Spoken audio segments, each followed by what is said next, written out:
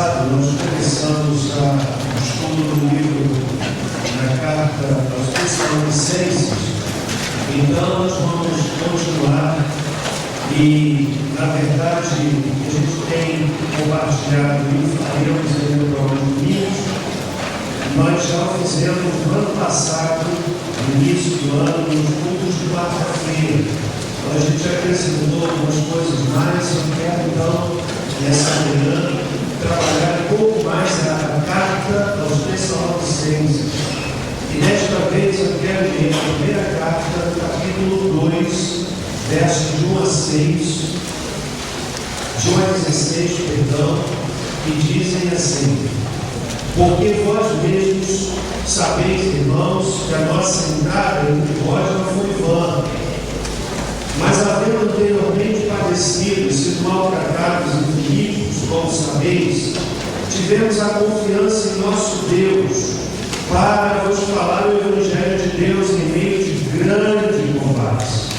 Porque a nossa exortação não procede de erro, nem de imundícia, nem é feita com dolo, mas, assim como fomos aprovados por Deus, para que o Evangelho nos fosse confiado, assim falamos, não para agradar aos homens, mas a Deus que prova os nossos corações.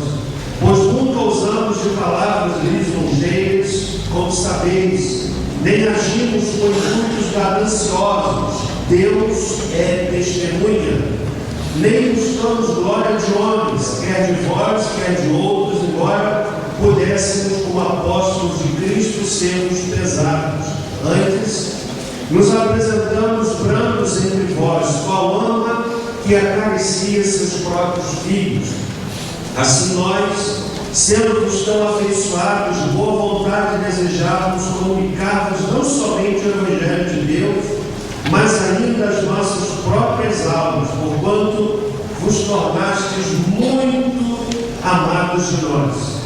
Porque vos lembrais, irmãos, do nosso labor e fadiga, pois trabalhando noite e dia para não sermos pesados a nenhum de vós, vos pregamos o Evangelho de Deus.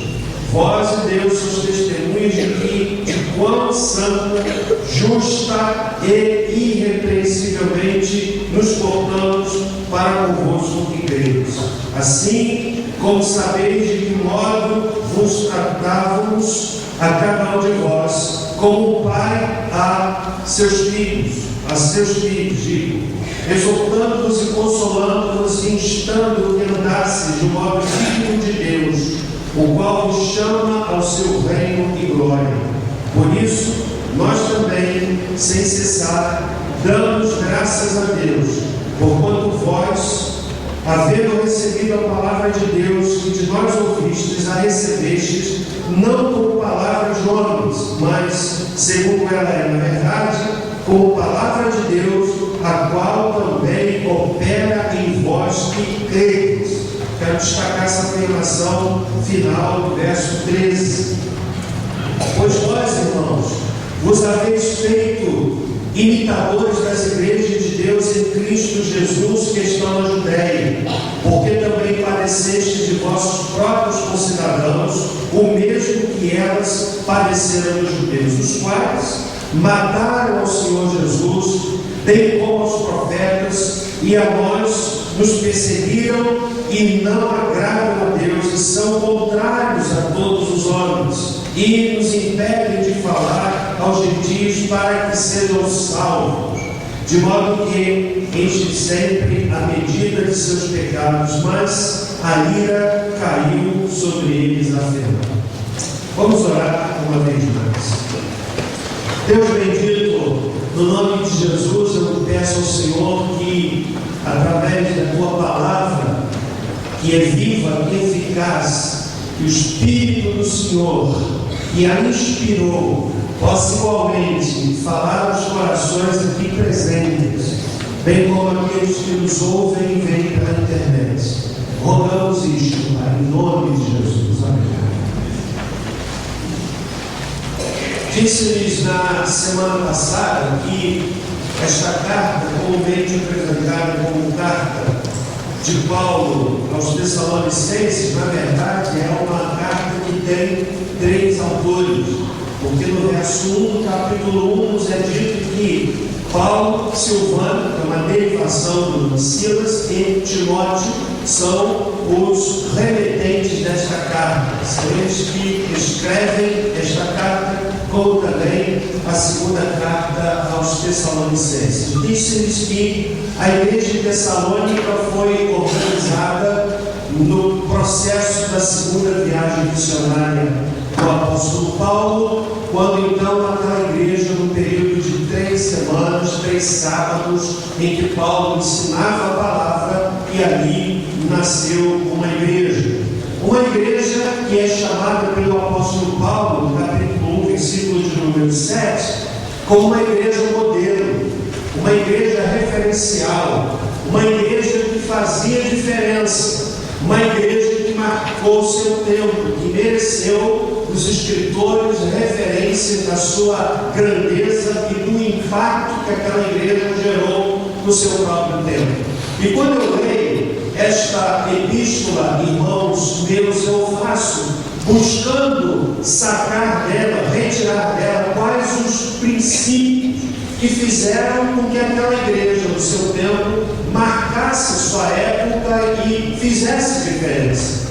Eu diria que essa leitura é extremamente necessária, porque a gente vivencia hoje no nosso país um crescimento evangélico expressivo, significativo. Hoje, mais do que nunca, a questão religiosa tem tido a capacidade de alterar o caminho das eleições, razão porque a gente percebe a busca de alguns candidatos ao cargo executivo do nosso país, quer no âmbito municipal, daqui a pouco no âmbito estadual e até mesmo no âmbito federal, recorrendo ao segmento evangélico, ao segmento religioso chamado evangélico, visto que somos hoje um contingente expressivo, né? Como o censo último apontou, mais de 40 milhões de evangélicos, e os dados apontam para o fato de que 2020 e 2022 metade da população do país vai ser uma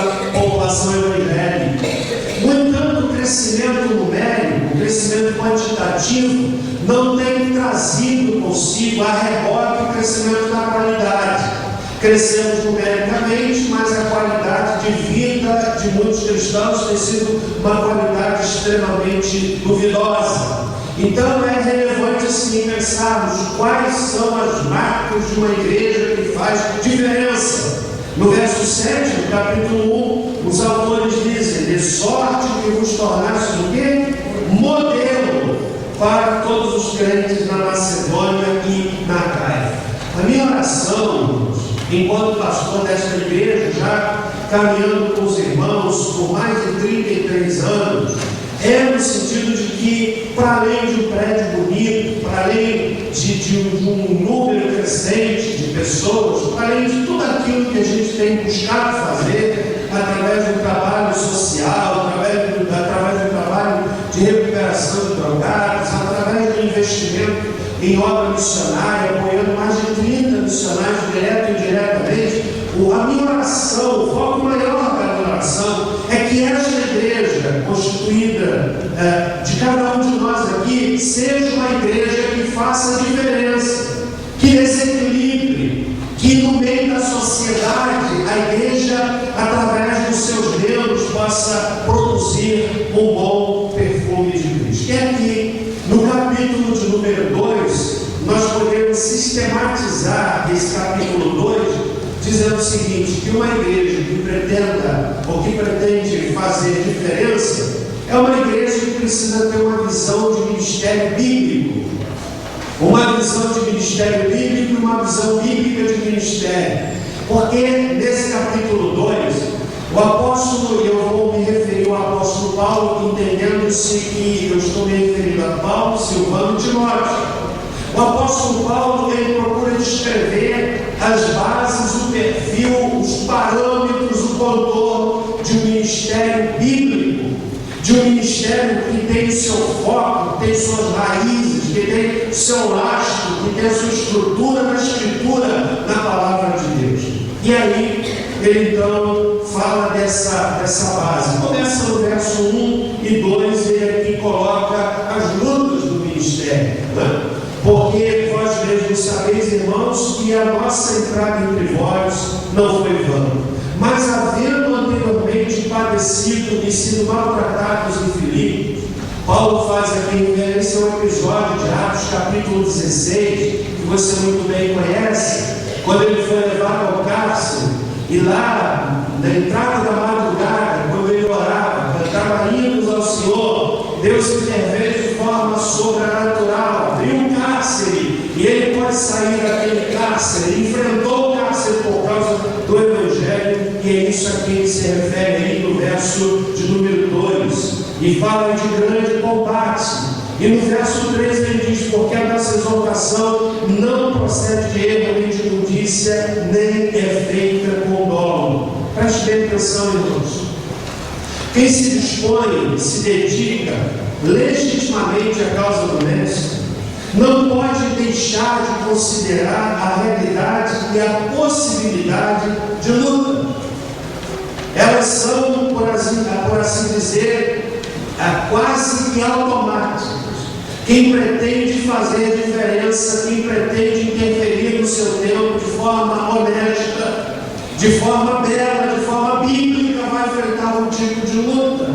No caso do apóstolo, a gente pode até dizer de luta material. Ele fala aqui do argumento dele em relação ao seu sustento, né? Isso significa dizer que a luta material implica em padecer, em ser maltratado fisicamente, trata da questão da falta de reconhecimento, trata da questão de privações e às vezes até de enfrentamento da injustiça. É por isso que quem se dedica à obra de Deus, eu penso aqui em ministério, não especificamente o ministério pastoral, seja o ministério de quem toca, seja o ministério de quem canta, seja o ministério de quem dirige um pequeno grupo, seja o ministério de quem é professor na escola bíblica dominical, precisa ter em mente que dedicação à obra de Deus não nos isenta de enfrentar as dificuldades. E uma delas é a injustiça e a ingratidão, melhor dizendo. A ingratidão. Por isso que a gente precisa, irmãos, ter em mente que o nosso serviço é para Deus. A gente precisa ter em mente o nosso foco ao Senhor e não esperar gratidão das pessoas. Porque quem move a sua vida, dedicando-se à obra de Deus, na expectativa de que o indivíduo vai corresponder ou responder de forma da gratidão, se frustra.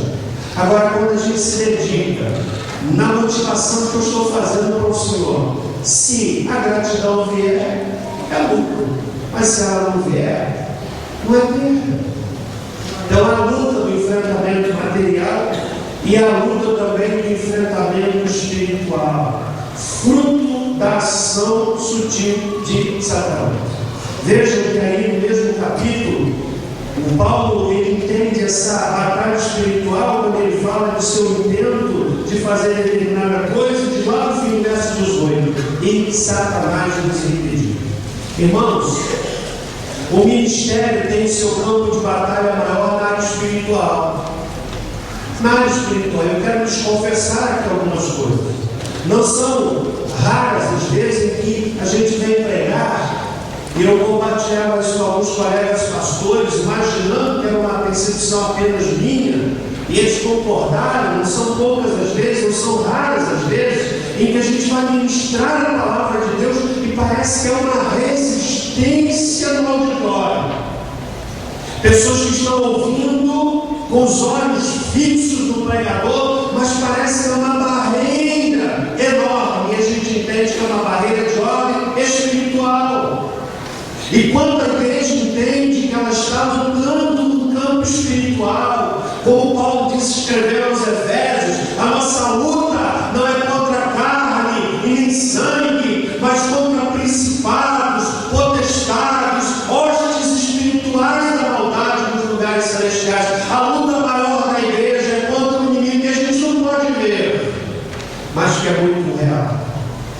é muito real. Por isso, nós precisamos estar munidos de toda a armadura de Deus. Toda a armadura de Deus.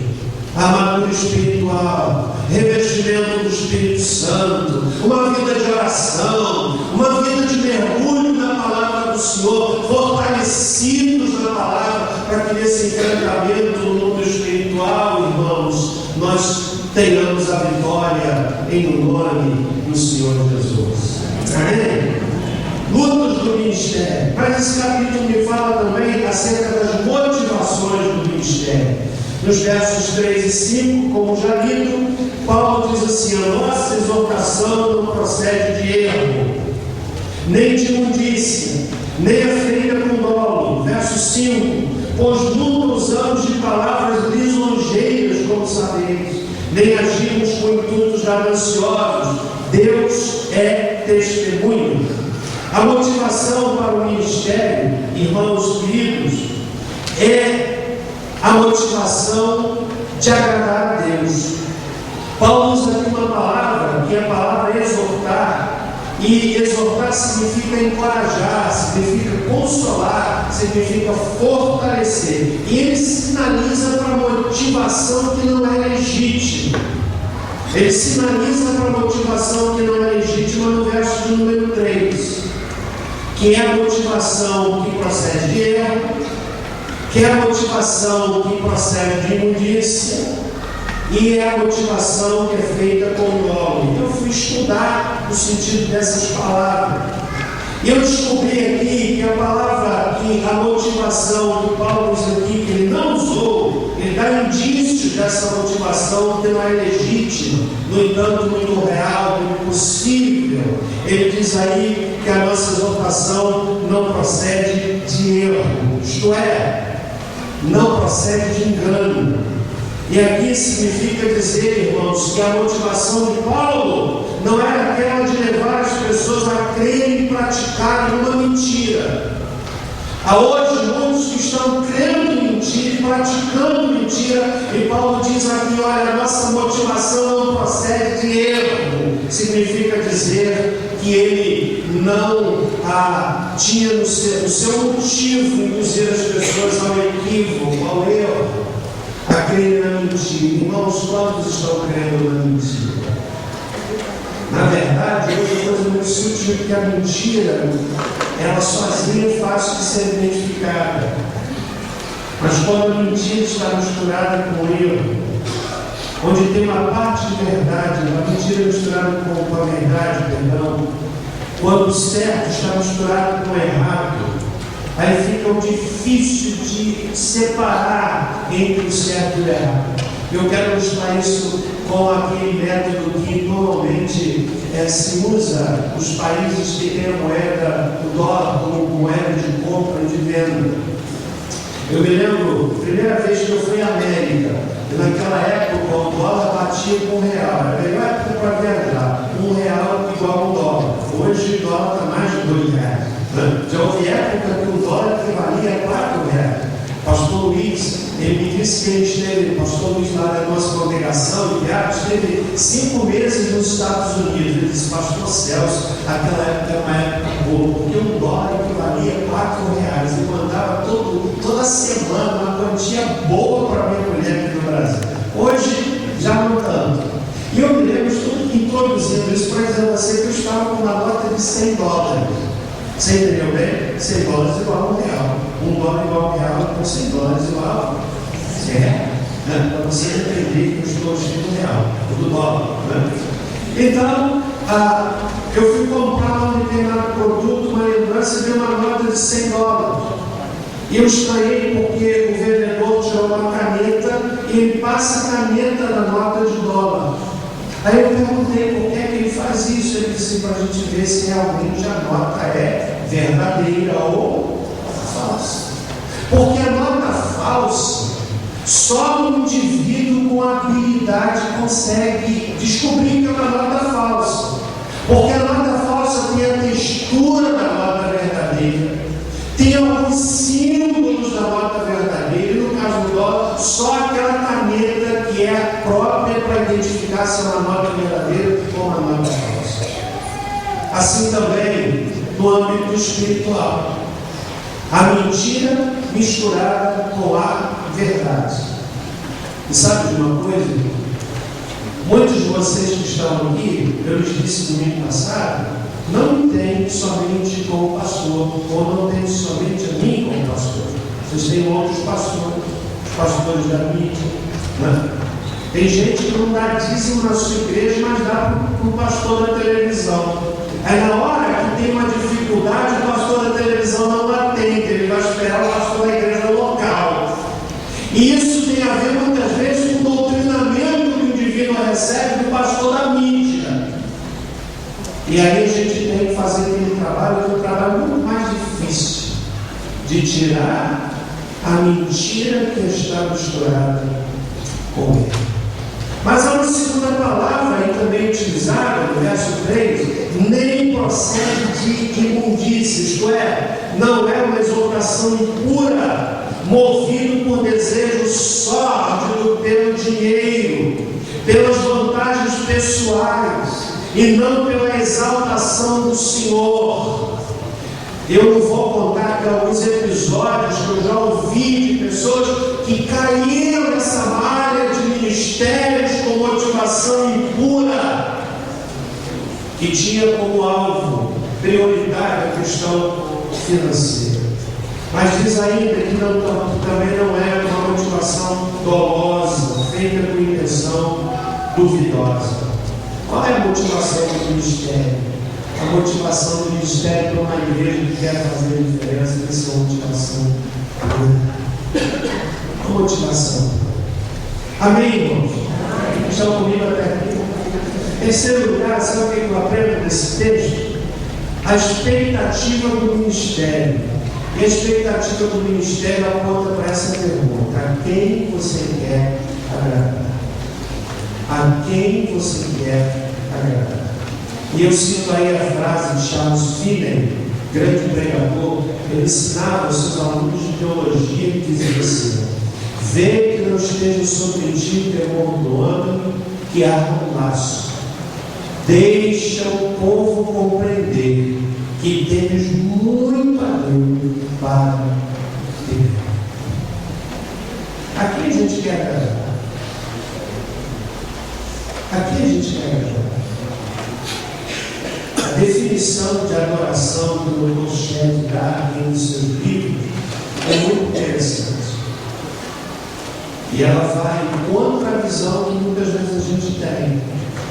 Na verdade, o Dr. Shedd define a adoração da seguinte maneira: nós somos os atores. Você que adora no banco, os que adoram aqui na plataforma, e Deus é a plateia. Na verdade, quando nós adoramos, nós estamos adorando ao Senhor. E a grande questão é: qual é a reação que ele tem? É uma reação de sorriso de quem recebe a adoração, ou uma reação de repúdio? A quem a gente quer agradar? Na mente de Paulo, isto era absolutamente claro. Veja o verso 4. Assim como fomos aprovados por Deus para que o Evangelho nos fosse confiado, assim falamos, não para agradar os homens, mas a Deus, que prova a quem você quer agradar. Buscar agradar as pessoas, em certo sentido, não é errado. Qual é o marido que não deseja agradar sua esposa? Qual é o pai que não deseja agradar seus filhos? Qual é o filho que não deseja agradar seus pais? Até a possibilidade de existir isso. Então não é necessariamente errado. Agora, quando a palavra é suprimida para não desagradar as pessoas, quando a palavra é alterada para não desagradar as pessoas, é como aquela história que eu já lhes contei aqui, daquele pregador preparou seu sermão, No meu caso específico, cada vez que eu termino um sermão, eu começo já a pensar no outro. O sermão de domingo que vem à noite, ele vai começar a se botar dentro de mim depois que eu terminar o sermão de hoje à noite. Aí eu me deixo engravidar. Você entendeu essa expressão? Engravidar a ideia. E às vezes a ideia vem, eu já fico assim, meu Deus, me dá uma palavra para domingo. Aí aquele pregador preparou o seu sermão, estudou, orou, buscou a presença de Deus. E o auditório foi enchendo, aí ele abriu a porta do seu gabinete, coisa que ele habitualmente fazia para ver o auditório, e ele viu lá algumas pessoas importantes da cidade, na congregação. Aí ele voltou para o gabinete, leu seus grupos, pensou nas pessoas que estavam lá no auditório e disse: meu sermão está muito fraco. Tem doutor fulano de tal aqui, tem fulano de tal aqui, que vai achar. As pessoas têm que mudar o sermão. E foi lá, tirou da sua estante um livro de esboço de pregação dos grandes pregadores.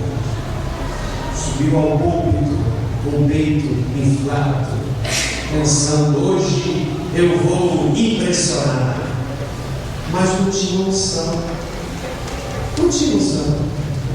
O que faz a diferença, irmão, do ministério na vida do crente é a unção. É a unção. Ocorre que unção, outros não são.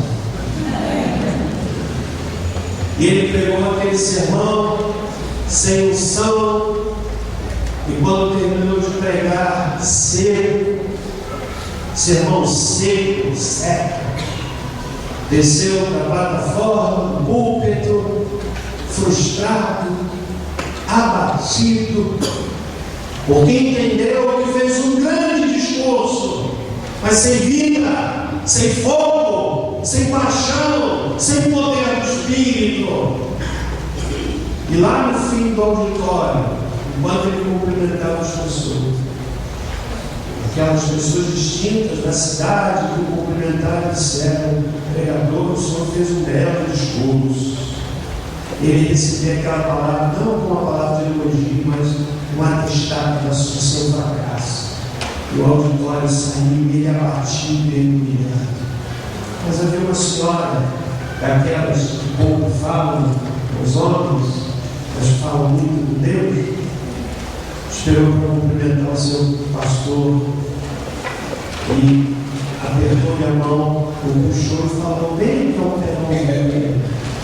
Disse: irmão pastor, se o senhor tivesse ido ao púlpito como o senhor desceu, o senhor teria descido como o senhor ficou. Ele não era está doendo até hoje.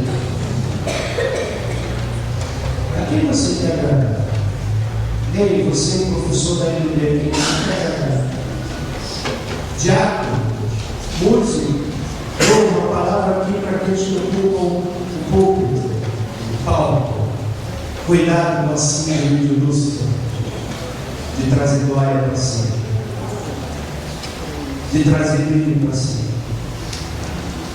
Eu fico, irmãos, hoje muito triste ver o que acontece no cenário musical evangélico. Fico muito triste. As exigências são típicas dos cantores do mundo. Tem de ter tantos corais a mortal, senão não vou. Tem de ter aquilo e aquilo outro, quantias exorbitantes, mas eles não têm culpa. O problema é de quem os convida. De quem os convida, o problema não é deles. Mas se cria hoje uma cultura. Eu já fui pregar em alguns lugares, interessante. E antes da pregação tinha um grupo famoso para cantar. Aí cantava uma hora, canta e tal, ministro, agora vamos passar a palavra ao pastor fulano e tal. E a gente vai lá, o mundo está cansado. Aí eu me lembro de um colega pastor que viveu uma situação semelhante a essa. O povo cantou, foi ministrado.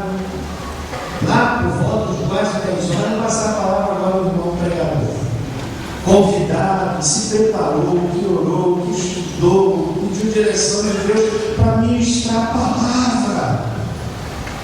Aí o povo começa a sair para voltar depois, quando o grupo vai cantar outra vez. Aí aquele colega pastor, você fala para ela, ele diz o seguinte, que ele pegou a palavra, leu o texto e disse assim, Deus abençoe você.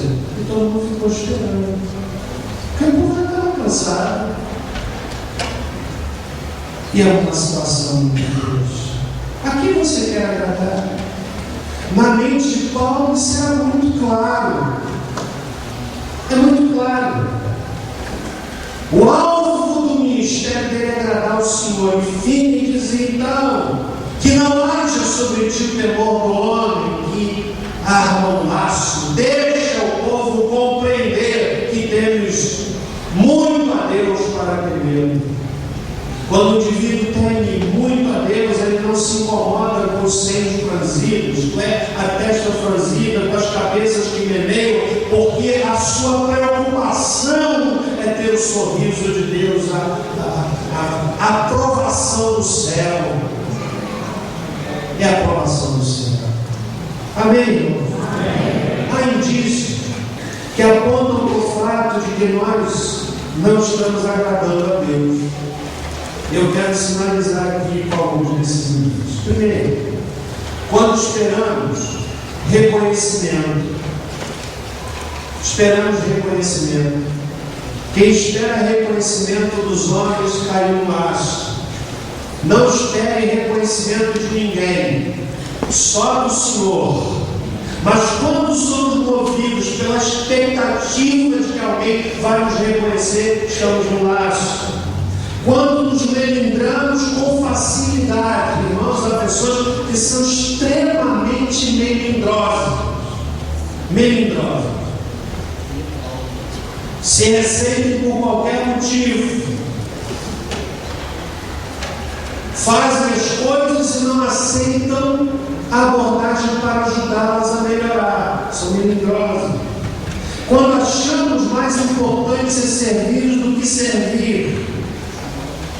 Eu estava no congresso há 2 ou 3 semanas atrás, de um ministério que eu não sabia que existia. Eu fiquei encantado, pastores pastoreando pastores, mais de 30 denominações. Como fomos abençoados, pastor Luiz e eu, pastores sendo cuidados. O ministério impõe o isolamento, e o isolamento é perigoso para qualquer pessoa, em qualquer circunstância. E lá naquele congresso, eu ouvi de um dos coordenadores dizendo assim: eu estou aqui para servir a vocês com doçura e humildade. Doçura e humildade. Doçura. Aí vem o irmão agitado, você diz: eu estou aqui para lhe servir com doçura e humildade. Então, quando a gente espera, nos melindramos com facilidade, quando achamos mais importante ser servido do que servir, nós estamos numa situação complicada. Quando não há boa vontade, e aqui eu não posso pedir, mas tem que ser aquele lá que solta faísca. É mesmo. Interessante que a pessoa só não faz na igreja, mas no trabalho são assim, com a mulher em casa. Mas na igreja solta faísca. Eu já vi isso muitas vezes, para dizer que isso não é servir a Deus. Quando não damos o melhor de nós, quando convivemos com e banalizamos o pecado. Pecado, a Bíblia diz, endurece o coração. O maior problema de qualquer igreja, de qualquer lugar, de qualquer época, chama-se pecado. Vai endurecendo o coração do indivíduo. E aí, a gente não pode agradar ao Senhor. Não pode. Nem todo ajuntamento que se canta lindo, que se adora, de fato não agradando o Senhor. É Isaías. Não posso suportar os vossos ajuntamentos solenes. Deus não se agradava. A ideia de culto, sabe qual é a ideia de culto? A ideia de culto é que se ajoelha para beijar os pés. Essa é a ideia de culto. Essa é a ideia. Quando a gente se reúne aqui, cantamos, lemos a Bíblia, estou me esforçando para pregar a palavra, eu estudei para ministrar nessa manhã. Qual é o propósito disso? É provocar no nosso coração o desejo, a reverência de nos curvarmos que se ajoelhem para beijar os pés do Senhor. Isso é culto. Isso é culto. Isso é culto. A quem você quer agradar? A quem nós estamos buscando agradar? Quarto lugar, irmãos, eu vejo aqui nesse texto o exemplo do ministério, versos 10 a 12. Vós e Deus sois testemunhas de quão justa, santa, justa e irrepreensivelmente nos portamos para convosco de Deus. Sabe o que é isso? É o poder do exemplo. Alguém disse que o exemplo, as pessoas são movidas pela palavra, mas o exemplo arrasta. A palavra move, o discurso move, mas o exemplo arrasta. O exemplo arrasta. Então, os escritores aqui, Paulo, Silvano e Timóteo, escrevendo à igreja de Tessalônica, estão dizendo: vocês são testemunho da maneira santa, justa e irrepreensível como nós temos nos portado entre vocês que estão crendo. Assim como sabeis de que modo vos tratávamos a cada um de vós como um pai a seus filhos. Essa questão do tratamento, hein? Às vezes a gente trata o irmão de uma forma que a gente não trata em casos do nosso familiar. Ou às vezes até trata de forma grosseira e estúpida. Isso muitas vezes em nome de temperamento. Eu sou assim mesmo. Não, tem que me engolir assim, porque eu sou assim, mas tem que mudar. Tem que mudar. Quem me disse que você tem direito de ofender, de humilhar, de ser uma topeira, perdão a expressão do meu irmão, em nome da sinceridade, da autenticidade? Mas quem é que disse que tem que ser assim? Não pode ser assim. Não deve ser assim. No verso 12, o escritor diz, verso 11: assim como sabeis de que modo vos tratávamos a cada um de vós, como um pai a seus filhos. Meus irmãos e irmãs queridos, a autoridade aqui dos escritores não repousava sobre o reconhecimento de título humano, mas sim de um estilo de vida contra o qual nada se podia dizer em contrário. Vocês estão vendo o jeito como eu. Você sabe qual é o maior emblema do meu ministério aqui em 33 anos? Vocês têm o pastor Fábio. Sim ou não? Sim, é isso? Fábio. Limitado. Esqueço.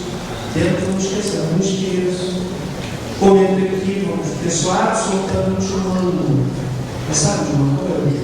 A maior moeda de qualquer pregador de qualquer lugar é o exemplo de vida. Andar em qualquer lugar de maneira cabeça erguida, sem ter esse negócio, não é mérito, é dever de todos. Amém? Sim ou não? Quando eu vim para lá do Piraí, eu ouvi que tinha uma rua, na época de Serão, estava o trilho. Alguém já ouviu isso aqui? Ninguém ouviu, então só falaram para mim. Era eu que tinha um chamado camelódromo. Aí o pessoal dizia só, o pessoal que não está bem no comércio, passa pela rua de trás. Eu ouvi isso aqui, gente. Você tem? Agora ninguém não ouviu isso. Olha, levanta o nome, por favor.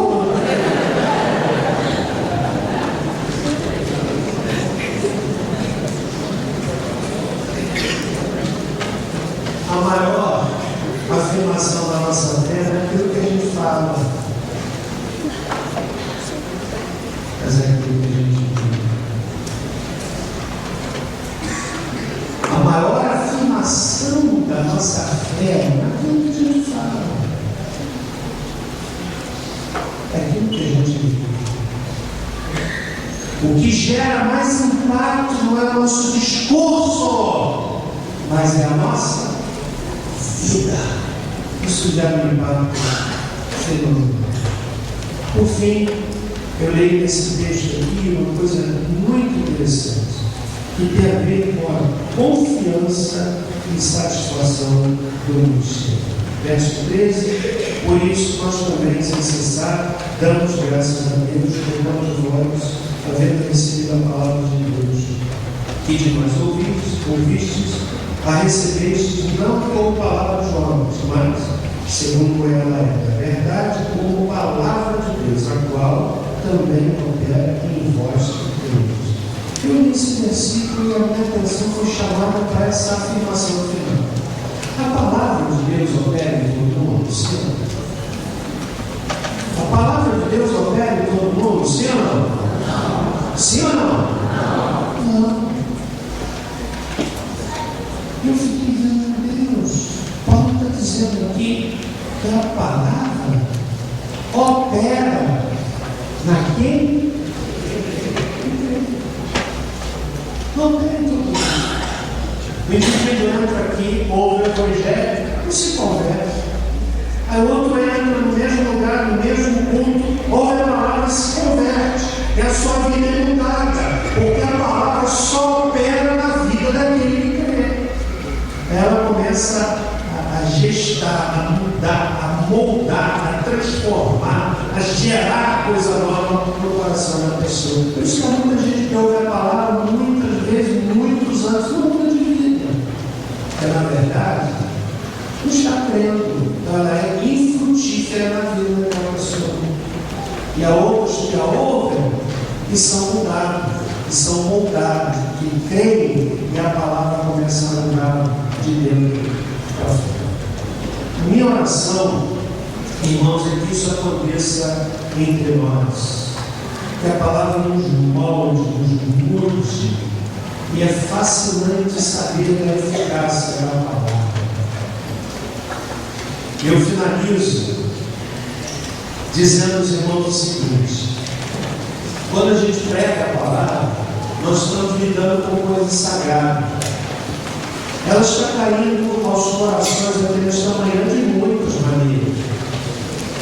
Alguns talvez atentos, eu espero que seja a maioria, como a terra seca que recebe a água, mas pode ser que não esteja penetrando no coração de outros por conta de preocupações, de coisas que distraem, mas a palavra de Deus ela é eficaz, ela opera. E quando ela é pregada, o nosso desafio de pregar a palavra, o Espírito que inspirou a palavra é capaz de fazer com que essa palavra vá operando, moldando, transformando, lapidando o coração. Porque a palavra de Deus. Amém?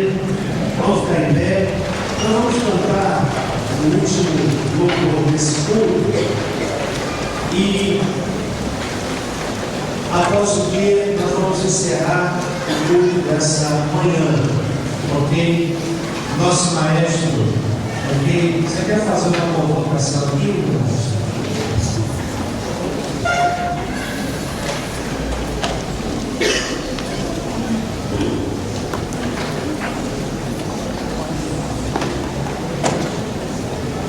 Olá, irmãos, nós estamos aqui agradecidos por essa oportunidade de estarmos na presença do Senhor e participando desse culto.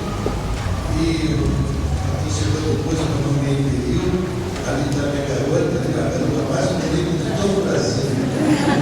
24 anos comigo, vou fazer agora dia 6 de outubro. Minha companheira, pianista, amada.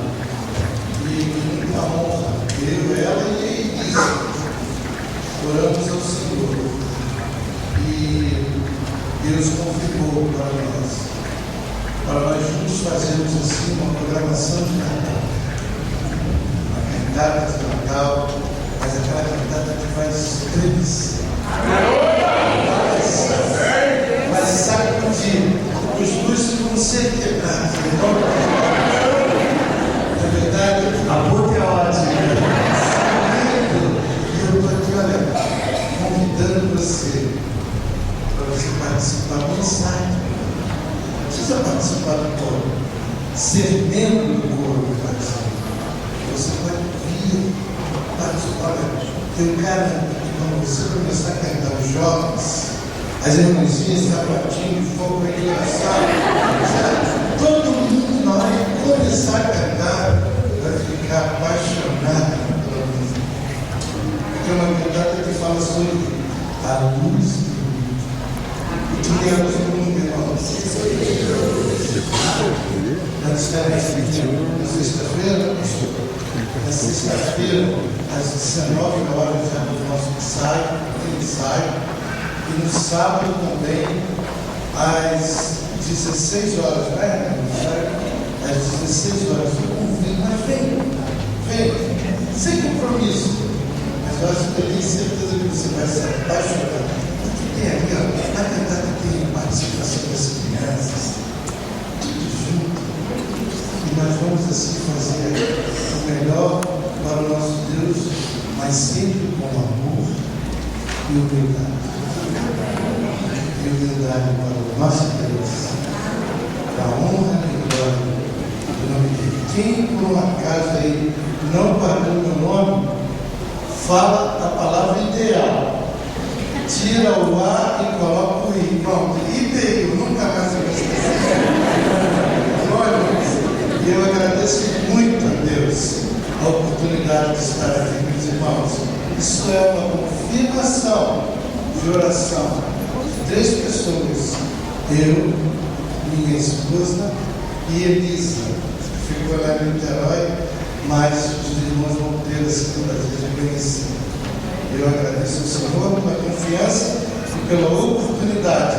E em nome de Jesus, vamos lá, sacudir essa cidade, não é verdade? Ganhar essa cidade para Cristo Jesus. Amém. Nós vamos cantar então, bastante vigor, maravilhosa graça. E depois então nós vamos orar, encerrando o culto dessa manhã. Nós aqui foram abençoados dessa manhã. Deus é bom, igreja.